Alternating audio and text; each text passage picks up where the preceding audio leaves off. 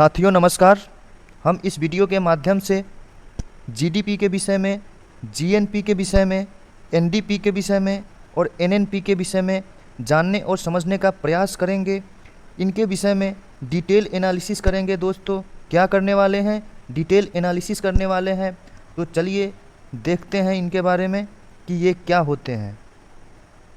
दोस्तों जीडीपी का मतलब होता है ग्रॉस डोमेस्टिक प्रोडक्ट, यानी सकल घरेलू उत्पाद। क्या दोस्तों? सकल घरेलू उत्पाद। दोस्तों सकल घरेलू उत्पाद क्या होता है?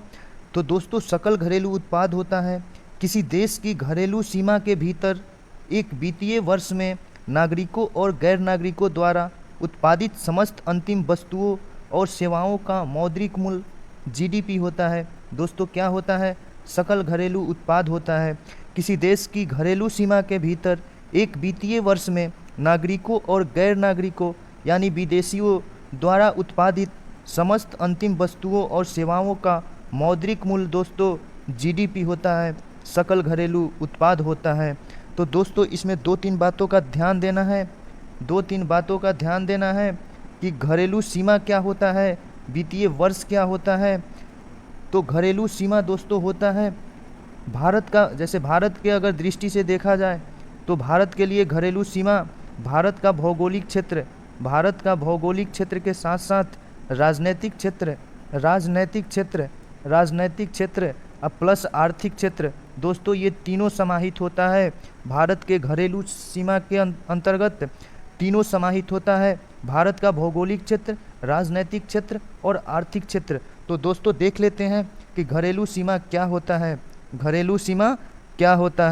तो घरेलू सीमा के अंतर्गत आ जाता है दोस्तों देश की भौगोलिक, राजनीतिक और सामुद्रिक सीमा, मछली पकड़ने की नौकाएं, दो या दो से अधिक देशों के मध्य चलने वाली जहाज या वायुयान, पेट्रोलियम एवं गैस अन्वेषण के समुद्र में स्थित स्थान, देश के विदेशों में दूतावास या सैनिक अड्डे। अगर मान के चलिए दोस्तों कि अगर भारत का दूतावास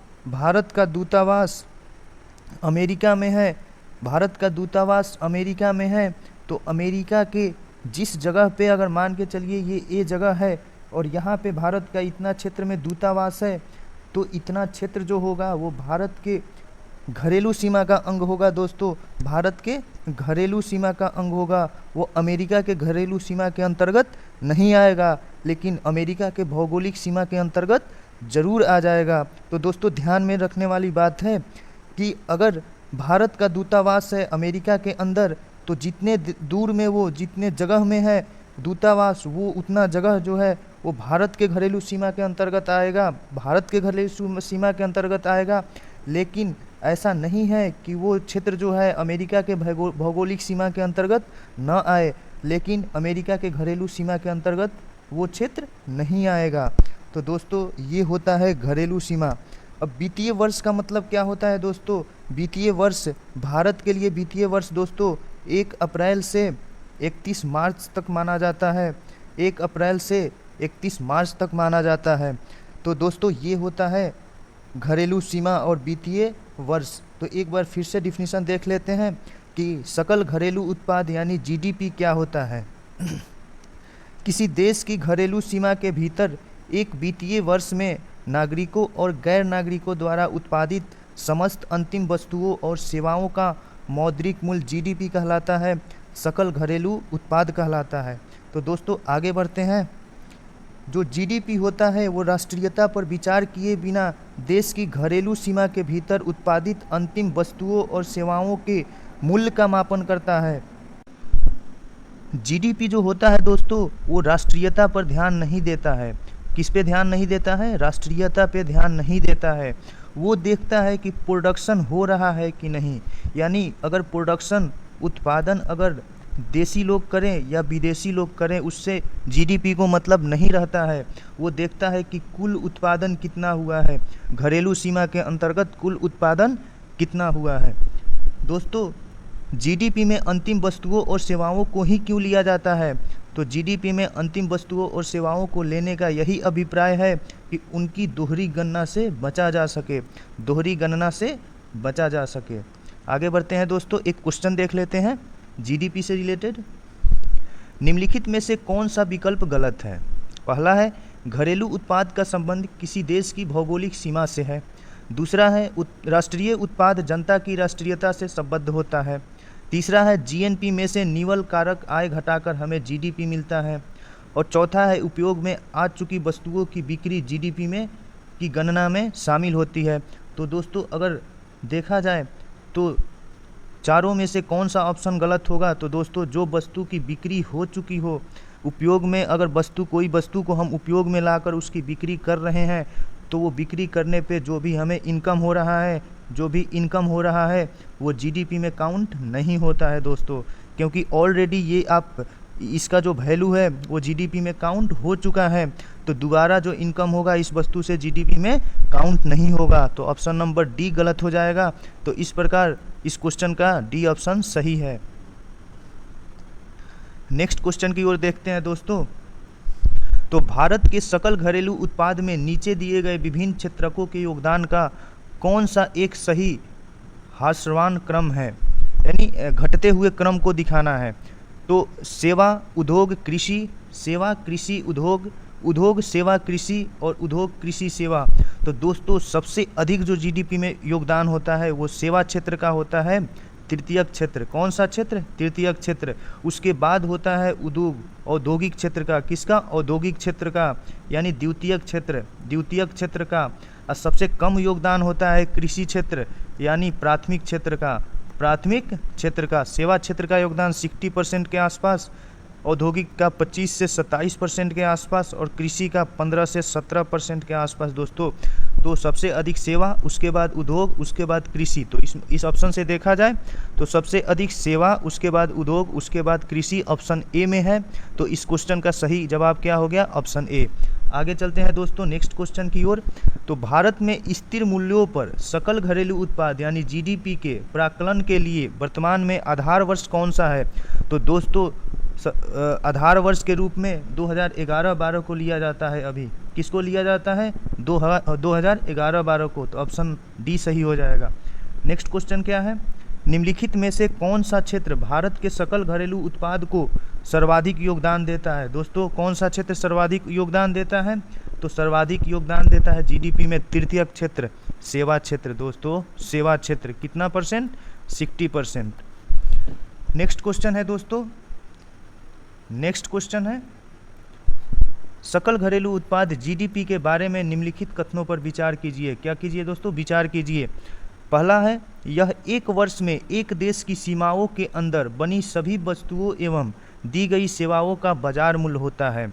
दूसरा है यह एक अनुबद्ध समय अवधि में देश के अंदर उत्पादित समस्त अनन्य वस्तुओं एवं सेवाओं के लिए कुल व्ययों के बराबर होती है। तो दोस्तों जीडीपी व्यय के बराबर नहीं होता है। तो इस प्रकार देखा जाए तो सीमाओं के अंदर बनी सभी वस्तुओं एवं सेवाओं का बाजार मूल्य होता है। ऑप्शन एक सही हो जाएगा। इस प्रकार केवल एक ऑप्शन सही हो जाएगा। आगे चलते हैं दोस्तों जीडीपी के विषय में। तो जीडीपी क्या होता है दोस्तों? किसी देश के घरेलू सीमा के भीतर, दोस्तों घरेलू सीमा के भीतर एक वित्तीय वर्ष में उत्पादित सभी वस्तुओं एवं सेवाओं का मौद्रिक मूल्य ही जीडीपी होता है। यह जीडीपी नहीं देखता है कि वो जो सेवाएं हैं, वो जो उत्पादन है देसी लोग कर रहे हैं या विदेशी लोग कर रहे हैं, इस बात से नहीं फर्क पड़ता है जीडीपी को राष्ट्रीयता से नहीं फर्क पड़ता है। जीडीपी केवल यह देखता है कि उत्पादन हो रहा है तो कितना हो रहा है। तो दोस्तों जीडीपी दो प्रकार का होता है, एक होता है नॉमिनल जीडीपी, दूसरा होता है रियल जीडीपी। क्या दोस्तों? नॉमिनल जीडीपी और रियल जीडीपी, सांकेतिक जीडीपी और वास्तविक जीडीपी। तो दोस्तों देख लेते हैं कि ये दोनों क्या होते हैं। सांकेतिक को हम नाम मात्र का जीडीपी भी कहते हैं। जब जीडीपी को चालू वर्ष के कीमतों पर निकाला जाता है तो उसे नॉमिनल जीडीपी कहते हैं। दोस्तों जब जीडीपी को करेंट ईयर के आधार पर निकाला जाता है तो उसे हम नॉमिनल जीडीपी कहते हैं। अगर जीडीपी को हम बेस ईयर के हिसाब से निकालें, बेस ईयर के आधार पे निकालें, तो उसे हम वास्तविक जीडीपी कहते हैं। दोस्तों भारत के लिए अभी बेस ईयर क्या है? 2011 और 12 है। तो ये हुआ दोस्तों नॉमिनल जीडीपी और रियल जीडीपी। क्या? नॉमिनल जीडीपी और रियल जीडीपी। नॉमिनल जीडीपी मतलब करेंट ईयर पे आधारित जीडीपी, और रियल जीडीपी मतलब बेस ईयर पे आधारित जीडीपी, बेस ईयर पे आधारित जीडीपी। आगे बढ़ते हैं दोस्तों। रियल जीडीपी किसी देश की अर्थव्यवस्था की बेहतर तस्वीर को बताता है। क्या दोस्तों? रियल जीडीपी किसी देश की अर्थव्यवस्था के बेहतर तस्वीर को बताता है। नॉमिनल जीडीपी से उतना फ़र्क नहीं पड़ता है, वह बेहतर तस्वीर को नहीं दर्शाता है क्योंकि वो चालू कीमत पे होता है, लेकिन रियल जीडीपी आधार वर्ष के आधार पे लिया जाता है। आगे बढ़ते हैं दोस्तों। जीएनपी क्या होता है? जीएनपी ग्रॉस नेशनल प्रोडक्ट, सकल राष्ट्रीय आय क्या होता है? दोस्तों इससे पहले हम जीडीपी पढ़े थे। क्या पढ़े थे? जीडीपी। जीडीपी मतलब ग्रॉस डोमेस्टिक प्रोडक्ट, लेकिन यहाँ पे है ग्रॉस नेशनल प्रोडक्ट। इसका मतलब डोमेस्टिक घरेलू और नेशनल मतलब राष्ट्रीय। तो यहाँ पे क्या होता था कि नागरिकों और विदेशी दोनों शामिल होते थे दोस्तों, दोनों शामिल होते थे। लेकिन ग्रॉस नेशनल प्रोडक्ट में केवल नागरिक शामिल होंगे, केवल नागरिक शामिल होंगे। वो नागरिक या तो अपने देश में काम करें, अपने देश में प्रोडक्शन करें, या विदेश जाके प्रोडक्शन करें। अपने देश के नागरिक अगर या तो अपने देश में प्रोडक्शन करें या विदेश में प्रोडक्शन करें, दोनों जगह के प्रोडक्शन को इंक्लूड किया जाता है, तो वो हो जाता है ग्रॉस नेशनल प्रोडक्ट। अच्छे से समझने की ज़रूरत है दोस्तों। जीडीपी में क्या होता था? जीडीपी और जीएनपी, ग्रॉस डोमेस्टिक प्रोडक्ट और ग्रॉस नेशनल प्रोडक्ट। तो दोस्तों जीडीपी में क्या होता था कि देसी लोग प्लस विदेशी लोग, क्या? देसी लोग प्लस विदेशी लोग का उत्पादन देखा जाता था, उनके द्वारा दी गई सेवाएं देखी जाती थी।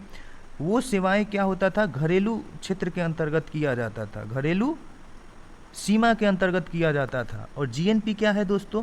यहाँ पे विदेशियों को अलाउ नहीं है, यहाँ पे विदेशी का अलाउ नहीं है। देसी लोग अगर अपने देश में करें या विदेश में जाकर करें, अपने देश या विदेश में जाके करें, दूसरे देश में जाके करें, तो उनके द्वारा जो उत्पादन किया जाता है, जो प्रोडक्शन किया जाता है, जो सेवाएं दी जाती है, उनका मौद्रिक मूल्य कहलाता है जीएनपी। लेकिन जीडीपी क्या होता था? घरेलू सीमा पे बेस होता था, लेकिन जीएनपी राष्ट्रीयता पे बेस होता है, राष्ट्रीयता पे बेस होता है। तो एक बार परिभाषा देख लेते हैं दोस्तों। घरेलू सीमा के भीतर या बाहर, यानी देश में या विदेश में, नागरिकों द्वारा उत्पादित समस्त अंतिम वस्तुओं और सेवाओं का मौद्रिक मूल्य जीएनपी यानी सकल राष्ट्रीय उत्पाद कहलाता है। फिर से एक बार देख लेते हैं।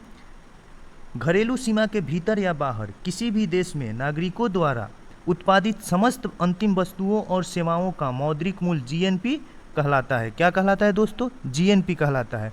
उत्पादन कहाँ पर हुआ है इस पर ध्यान न देकर उत्पादन किसके द्वारा किया गया है इस पे ध्यान दिया जाता है। दोस्तों क्या किया जाता है कि उत्पादन कहाँ पे हुआ है, यानी सीमा की बात नहीं कर रहा है, सीमा की बात नहीं किया जा रहा है, किसकी बात किया जा रहा है? तो किसके द्वारा, यानी यहाँ पे राष्ट्रीयता की बात की जा रही है। किसकी बात की जा रही है? राष्ट्रीयता की। तो जीडीपी में सीमा की बात की जाती थी, राष्ट्रीयता की बात नहीं की जाती थी। लेकिन जीएनपी में सीमा की बात नहीं की जाती है, किसकी बात की जाती है? राष्ट्रीयता की बात। कि अगर भारत का जीएनपी निकाला जाए तो ये देखा जाएगा कि भारत के लोग एक वित्तीय वर्ष में कितना उत्पादन और कितनी सेवाएं दे रहे हैं, वो हो जाएगा भारत का जीएनपी। दोस्तों वो हो जाएगा भारत का जीएनपी। तो उत्पादन कहाँ पर हुआ है इस बात को पर ध्यान नहीं दिया जाता है, उत्पादन किसके द्वारा किया गया है इस बात पे ध्यान दिया जाता है। अगर उत्पादन भारतीय द्वारा किया गया हो तो वह भारत के जीएनपी में गणना होगा। तो उनकी गणना कहाँ पे होगा? भारत के जीएनपी में। दोस्तों भारत के लिए जो जीएनपी होता है वो जीडीपी से कम होता है। जो दोस्तों भारत का जो जीएनपी होता है वो जीडीपी से कम होता है। इसके पीछे रीज़न ये है कि जो भारतीय द्वारा विदेश से इनकम आता है, भारतीय द्वारा जो विदेश से इनकम आता है वो कम होता है विदेशी द्वारा भारत से जो इनकम ले जाया जाता है। विदेशी द्वारा जो भारत से इनकम ले जाया जाता है अपने देशों में, यानी भारतीयों द्वारा जो विदेशी इनकम है वो कम होता है विदेशी द्वारा भारतीय इनकम से। तो दोस्तों जीएनपी जीडीपी से कम क्यों होता है इसके विषय में देख लेते हैं। तो एक शब्द आता है दोस्तों विदेशों से प्राप्त निवल आय। क्या दोस्तों? विदेशों से प्राप्त निवल आय या शुद्ध आय। तो एक होता है विदेशियों द्वारा भारत में उत्पादित वस्तुओं और सेवाओं का अंतिम मौद्रिक मूल्य, और भारतीयों द्वारा विदेश में उत्पादित वस्तुओं और सेवाओं का अंतिम मौद्रिक मूल्य। अगर विदेश के लोग भारत आके कुछ वस्तुओं का उत्पादन कर रहे हैं, कुछ सेवाएं दे रहे हैं, तो भारत के लोग भी विदेश जाके कुछ वस्तुओं का उत्पादन कर रहे होंगे, सेवाएं दे रहे होंगे। तो इन सब का मौद्रिक मूल्य को आपस में घटा लिया जाता है। दोस्तों मान के चलिए कि अगर 100 रुपया है जो विदेशी लोग भारत से ले जा रहे हैं, और भारतीय लोग भारत में विदेश से पैसा ला रहे हैं 50 रुपया, ठीक ना। इसका मतलब ये हुआ कि अगर दोनों को माइनस कर दिया जाए तो शुद्ध की प्राप्ति हो जाएगी, शुद्ध आय की प्राप्ति हो जाएगी, विदेशों से शुद्ध आय की प्राप्ति हो जाएगी। तो विदेशी लोग 100 रुपया लेके जा रहे हैं, लेकिन भारत लोग 100 के जगह 50 रुपया ही ला रहे हैं। इसका मतलब 50 रुपये का लॉस जा रहा है दोस्तों, 50 रुपये का लॉस जा रहा है। यही विदेशों से प्राप्त निवल आय होता है। क्या होता है दोस्तों? विदेशों से प्राप्त निवल आय होता है। जो विदेशियों द्वारा जो इंडिया से पैसा ले जाया जाता है वो अधिक होता है, और जो भारतीयों द्वारा विदेश से भारत में पैसा लाया जाता है वो हमेशा कम होता है। यही कारण है दोस्तों, यही कारण है कि हमारा जीएनपी जो होता है जीडीपी से कम होता है। हमारा जीएनपी जीडीपी से हमेशा कम होता है। तो आईएमएफ के अनुसार जिस देश का जीएनपी जीडीपी से ज़्यादा हो जाए वो देश विकसित होता है। क्या होता है दोस्तों?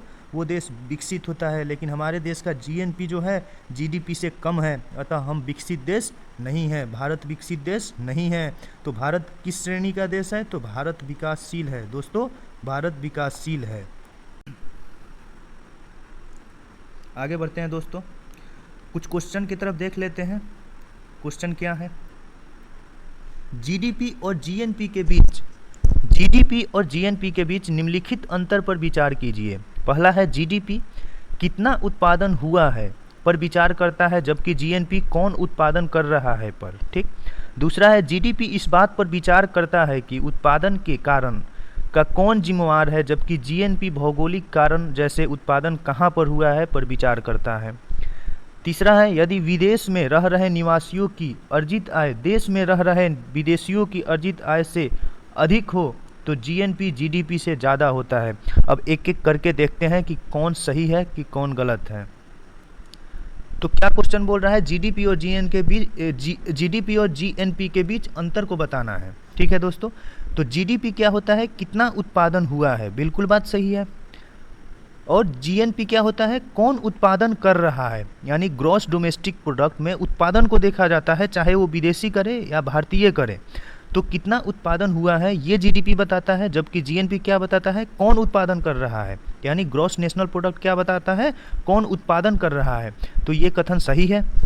दूसरा है जीडीपी इस बात पर विचार करता है कि उत्पादन के कारक का जिम्मेवार कौन है, जबकि जीएनपी जो होता है भौगोलिक कारक जैसे उत्पादन कहाँ हुआ है पर विचार करता है। क्या दोस्तों? इस पे विचार करता है। तो दोस्तों जीडीपी जो होता है विचार करता है उत्पादन के कारक का जिम्मेवार कौन है, जबकि जीएनपी भौगोलिक कारक जैसे उत्पादन कहाँ पे हुआ है। दोस्तों जीएनपी उत्पादन कहाँ पे हुआ है इस पे विचार नहीं करता है, कहाँ पे हुआ है इस पे विचार नहीं करता है। वो विचार करता है कि उत्पादन कौन किया है, भारतीय किया है कि विदेशी किया है। ये मतलब अगर भारतीय किया है तो वो भारत के जीएनपी में काउंट होगा। तो दोस्तों ये कथन हो जाएगा गलत। अगला कथन है यदि विदेश में रह रहे निवासियों की अर्जित आय देश में रह रहे विदेशियों की अर्जित आय से अधिक हो जाए, यानी भारतीयों का आय विदेशों से अधिक हो जाए, ठीक, और विदेशियों का आय भारत से जो पैसा ले जा रहे हैं वो कम हो जाए, तो जीएनपी जीडीपी से ज़्यादा हो जाएगा। तो बिल्कुल बात सही है। तो कथन 3 सही हो जाएगा। तो इस प्रकार देखें तो उपयुक्त में से कौन सा अंतर सही है? तो पहला और तीसरा सही था, तो केवल 1 और 3, इस प्रकार ऑप्शन सी सही हो जाएगा। आगे चलते हैं दोस्तों, अब देख लेते हैं एनडीपी क्या होता है। दोस्तों एनडीपी क्या होता है? तो एनडीपी होता है नेट डोमेस्टिक प्रोडक्ट, शुद्ध घरेलू उत्पाद, या इसको निवल घरेलू उत्पाद भी कहते हैं। क्या दोस्तों? निवल घरेलू उत्पाद। एनडीपी मतलब नेट डोमेस्टिक प्रोडक्ट, शुद्ध घरेलू उत्पाद या निवल घरेलू उत्पाद। तो मूल्यह्रास की राशि को समायोजित करने के बाद प्राप्त जीडीपी को एनडीपी कहते हैं। क्या कहते हैं दोस्तों? शुद्ध घरेलू उत्पाद कहते हैं। मूल्यह्रास की राशि को समायोजित करने के बाद प्राप्त जीडीपी को एनडीपी कहा जाता है। दोस्तों एक बात याद रखिएगा, एक बात याद रखिएगा, ये रहा जीडीपी और ये रहा जीएनपी। ये ग्रॉस डोमेस्टिक प्रोडक्ट, ये ग्रॉस नेशनल प्रोडक्ट। तो अगर हमसे पूछा जाए जीडीपी के जगह एनडीपी क्या होता है और जीएनपी के जगह एनएनपी क्या होता है, तो दोस्तों कुछ करने की ज़रूरत नहीं है। अगर जीडीपी में से मूल्यह्रास को घटा दिया जाता है तो एनडीपी आ जाता है। ग्रॉस के जगह अगर नेट लग जाए तो मूल्यह्रास को घटा के प्राप्त किया जाता है। जैसे जीएनपी के जगह एनएनपी हो जाए, यानी ग्रॉस नेशनल प्रोडक्ट के जगह नेट नेशनल प्रोडक्ट हो जाए, तो ग्रॉस नेशनल प्रोडक्ट में से मूल्यह्रास को माइनस कर दिया गया है तो हमें नेट नेशनल प्रोडक्ट प्राप्त हो गया है। इस प्रकार दोस्तों देखें तो जीडीपी माइनस मूल्यह्रास तो ये हो जाएगा एनडीपी, नेट डोमेस्टिक प्रोडक्ट। यही होता है दोस्तों नेट डोमेस्टिक प्रोडक्ट। तो आगे बढ़ते हैं दोस्तों। अब नेट नेशनल प्रोडक्ट मैं बता चुका हूँ। नेट नेशनल प्रोडक्ट क्या होगा दोस्तों? अगर जीएनपी जो ग्रॉस नेशनल प्रोडक्ट में से अगर मूल्यह्रास को माइनस कर दिया जाता है तो नेट नेशनल प्रोडक्ट प्राप्त होता है दोस्तों। शुद्ध राष्ट्रीय आय प्राप्त हो जाता है दोस्तों। तो ये रहा दोस्तों जीएनपी और एनएनपी के विषय में। क्या दोस्तों? अगर जीडीपी में से अगर मूल्यह्रास को घटा दिया जाता है तो एनडीपी प्राप्त हो जाता है, और जीएनपी में से अगर मूल्यह्रास को घटा दिया जाता है तो हमें क्या प्राप्त हो जाता है? एनएनपी प्राप्त हो जाता है। तो दोस्तों आज के लिए इतना ही। अगर वीडियो अच्छा लगे तो लाइक करें, शेयर करें और मेरे चैनल को सब्सक्राइब करें। धन्यवाद दोस्तों।